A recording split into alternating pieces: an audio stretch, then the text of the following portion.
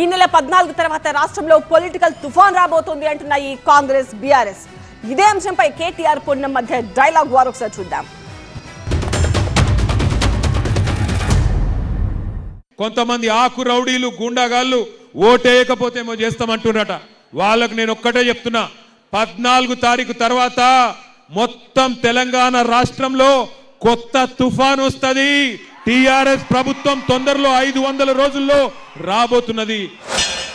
గత 15 సంవత్సరాలుగా ఆ నియోజకవర్గంలో ప్రాతినిధ్యం వహిస్తున్న శాసనసభ్యుడు ఆ నియోజకవర్గంలో ఏదైతే కనీస సమస్యలు ఉన్నాయో అవి పరిష్కరించకపోవడం కారణమై కేటీఆర్ గారు చెప్పినట్టుగా డెఫినెట్లీ 14 నాడు తుఫాన్ వస్తుంది. ఎందుకంటే శాసనసభ ఎన్నికల్లో ఓటమి చెవి చూసిన తర్వాత పార్లమెంట్ ఎన్నికల్లో స్వీప్ అయిపోయినారు, 0. దాని తర్వాత ఎమ్మెల్సీకి అభ్యర్థులు కూడా పెట్టలేని పరిస్థితి వాళ్ళది. ఈ ఎన్నిక ద్వారా కంటోన్మెంట్ ఫలితాలు మళ్ళీ పునరావృతమై టీఆర్ఎస్ పార్టీకి సంబంధించినటువంటి తుఫాన్లో కొట్టుకుపోయేటువంటి పరిస్థితి డెఫినెట్గా వారి మాట ప్రకారం వస్తుంది.